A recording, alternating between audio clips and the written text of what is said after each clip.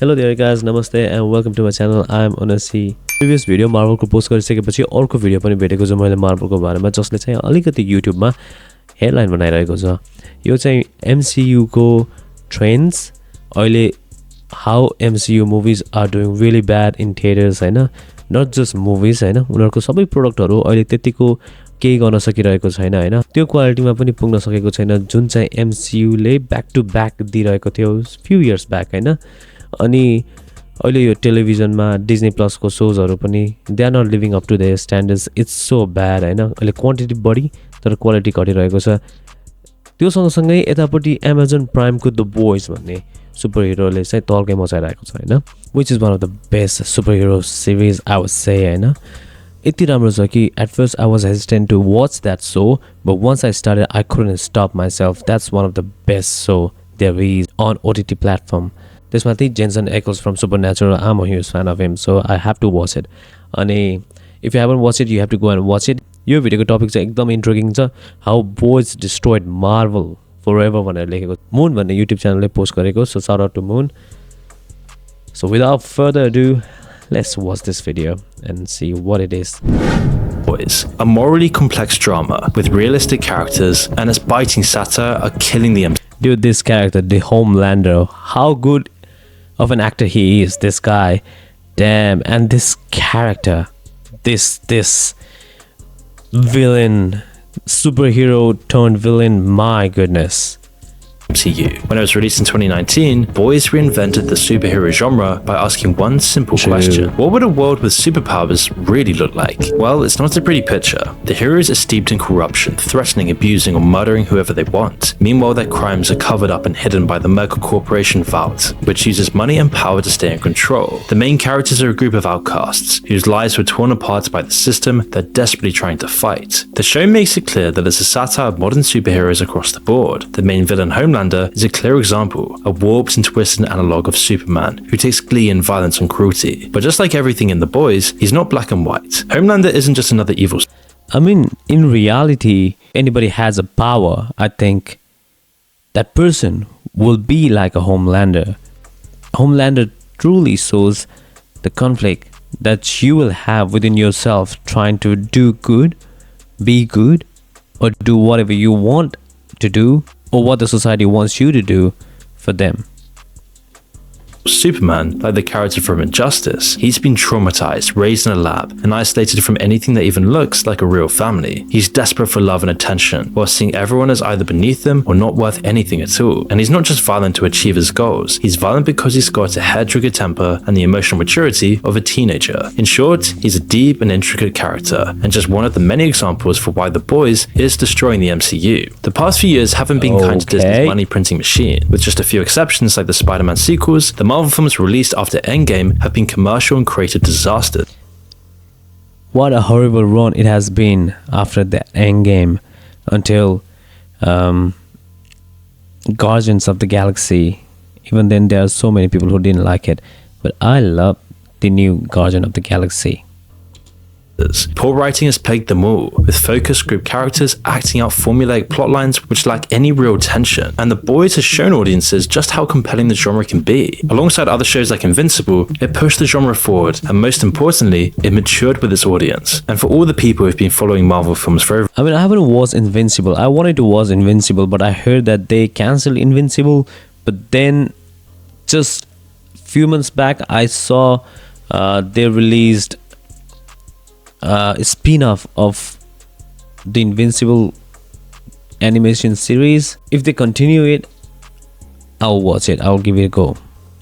Over a decade, it's like a breath of fresh air. The Boys took the best parts of the MCU that people loved and made it even better. It took the parts that people don't like and made fun of them. The Boys excel at poking fun at the world we live in though, not just Marvel films. Its commentary on them flows naturally as a result of what it says about society. The endgame scene was just pandering and laughably obvious. It's presented as if it's something revolutionary, like they're proving something about how strong women really are. The scene was made fun of around the world, and The Boys didn't pull any punches. Yet, it's ridiculous enough on its own. The best satire and parody though doesn't just work as a collection of jokes, you still need the substance. And the boys did this and more, giving us an actually satisfying and hilarious girl power scene without a single ounce of cringe. Instead of the orchestral swell and the generic bad guys to crush, it's a real fight against a powerful villain with fitting music. It actually has meaning for the plot. It's pretty much better in every way. The difference is all in the meanings behind the scenes. Endgame scenes fell flat because it was completely hollow. Corporations don't care about girl power at all. They're just using it to appeal to different groups of people. Disney put that scene in to do exactly that. It's the same reason they're ruining Snow White. The hypocrisy is what really defines it. Whatever he just said, that's a true reflection of whatever is happening with Disney and the other stuff. How big of a mess they made it with the Snow White and that actress. And The Boys does a great job of showing this. Just like real companies, Vought makes every effort to look as politically conscious and inclusive as possible. It's all for the image, of course, a cover for the awful abuses of power that go on behind the scenes. The show even goes into how a politically correct environment doesn't actually help anyone, and it can actively be used against people. Mivi, a bisexual superheroine on the show, has her identity used against She was so good. I mean, she still is in the series. How good she was, man. her when Homelander forces her to come out on live TV. And we have a gay hero, Queen Maeve. Scoop for you, Maria. Companies use their political preaching to get away with That episode was so cold for her. I feel bad for her. I don't know what to say, but that was really a cold moment. things all the time. It's a part of what The Boys is satirizing. Disney makes grand overtures about gay rights, all while censoring and selling their films to Russia and the Middle East, censoring any gay scenes possible. Nestle used the Rainforest Alliance to quietly sweep under the rug their breaking of all their connections with fair trade. The Boys' point here is that powerful people and organizations, which have no sympathy for the lives they ruin, will latch on to any hot issue to distract you from their own crimes. We won't need a day to prove we're just as fast, or strong, or skilled. This symbolism runs throughout the show. Homelander and the other superheroes are literally representations of the power that some people have. The deaths and suffering they cause is far greater than anything Homelander ever did on the show. But just like the famous quote says, at some point you cross the line from personal tragedies into statistics. Butcher's speech to Huey towards the beginning of the show lays it all out. People don't cause a fuss because they don't want to listen. Abuses of power happen. People die for corporations as bottom lines all the time, but as Butcher says, It's collateral damage. it's part of the plan and the world moves on without noticing. That's very true, and it doesn't even have to be about superpowers. These things are actually happening now, but this show actually is portraying what the society is already doing. This is already happening, man. Come on.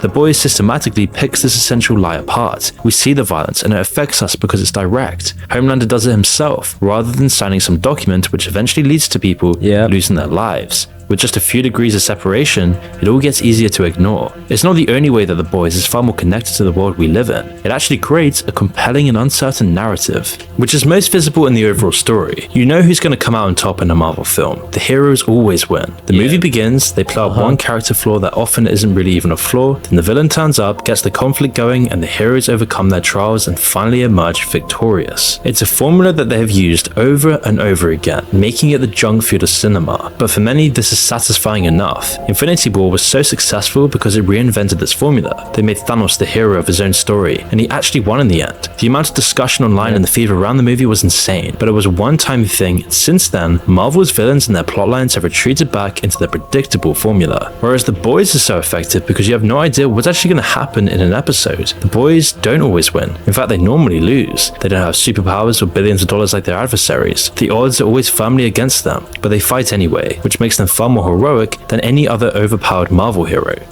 It's the thing that everybody knows, but for some reason, Disney and Marvel, they're not doing anything about it. The plot doesn't play out to hit the specific notes of the superhero movie. The characters made their own decisions, motivated by their own desires, entirely grounded within the context of the world. These narrative decisions make the show chaotic and completely unpredictable, which is just one of the ways that The Boys is so much closer to reality, while still being completely off of the wall. The sense of having no idea what's going to happen next is also the main reason why Homelander is such an effective and terrifying villain. When he's on screen, you've got every reason to be afraid. He can switch from smiling to the cameras to murderous rage in an instant. violent. He treats violence like nothing. This guy is diabolical, man. That's the definition of a pure evil. There hasn't been any character as clean, as perfectly portrayed as Homelander, man. Lacking any empathy for his victims. In one scene, he takes the hearing away from a blind superhero, dooming him to a life trapped in his own head. He does it just to prove a point, and because he finds it insulting that someone with a disability could be compared to him. Now, plenty of villains are violent at the drop of a hat, but with Homelander, there's absolutely no way to predict it. It helps that Anthony Starr's performance is one of the best we've seen in decades. When we see him performing for the cameras, Anthony nails Homelander's wide smile, combined with his completely dead eyes.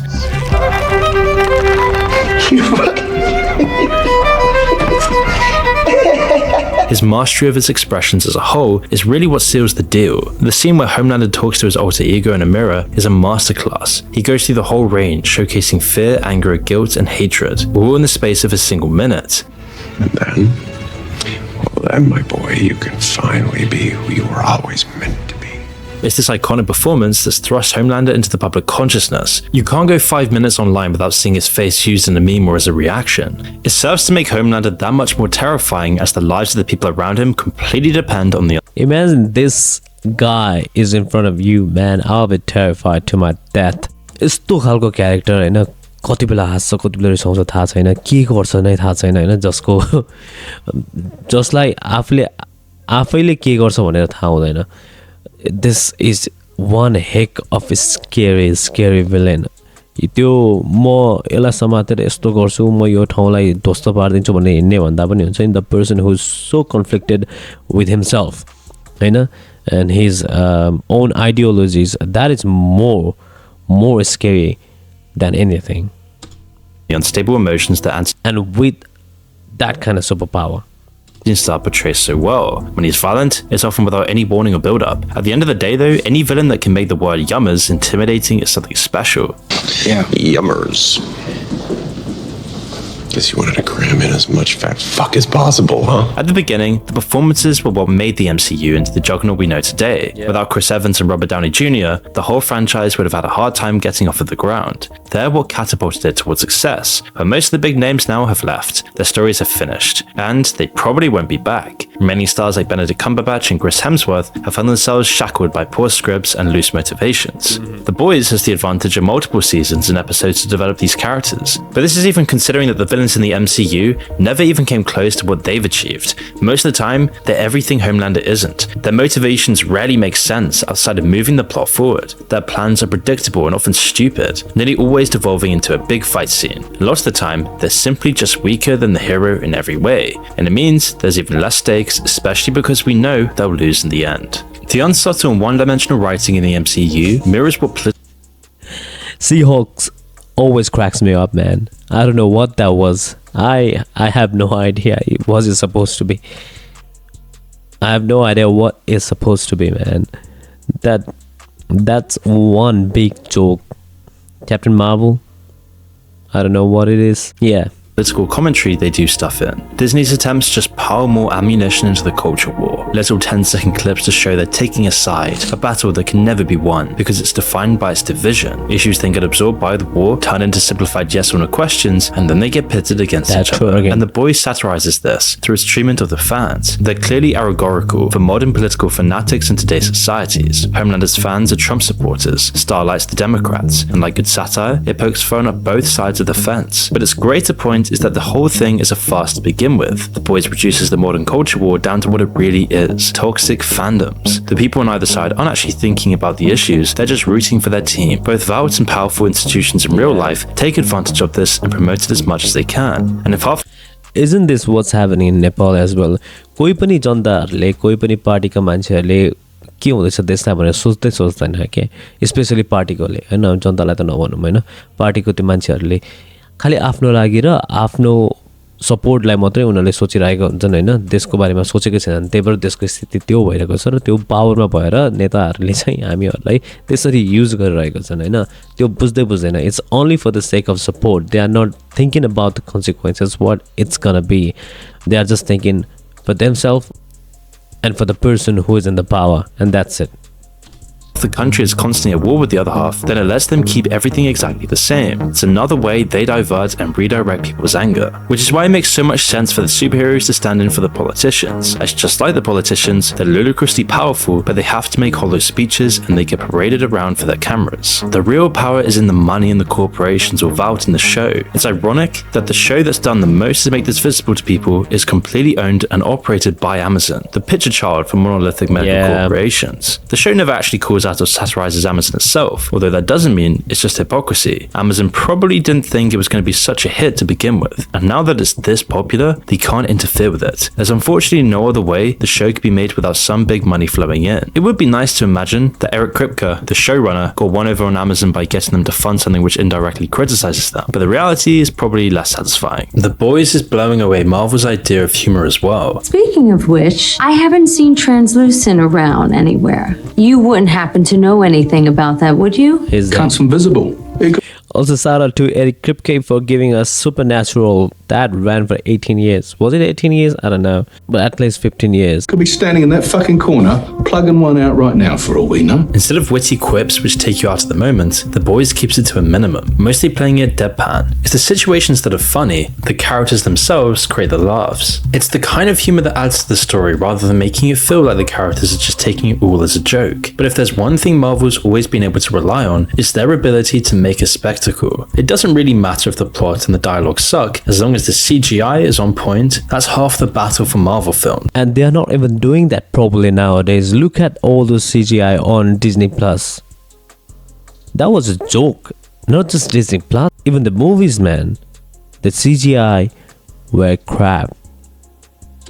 Which is why people like Martin Scorsese describe this as the junk food of cinema. Recently though, even the special effects have been slipping, like the floating head from Thor. The effects just don't have the same impact anymore. With absolutely everything being green screened in, it's really hard for any of it to seem like it's actually there. And of course, The Boys is Marvel beat here. The practical effects are what makes it. By combining the same high level of special effects that Marvel has, the actual prosthetics and props underneath makes it much more believable. If you want spectacle, The Boys has it in spades. Of course, it's not competing for the cinematic experience, but it doesn't really need to. The Boys has taken advantage of the shift in the audience. The MCU has been going on for 15 years. Lots of people who grew up with it are past adulthood. They're not looking for what the MCU has been doing for all that time. I would make the argument they made Thor a dumbass. I just don't think it does the character justice. It's a very see the joke, take.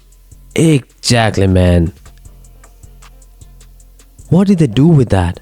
He's supposed to be a guy who loves to have fun. He's not an idiot. They are trying to portray him as a dumb guy with a lot of power.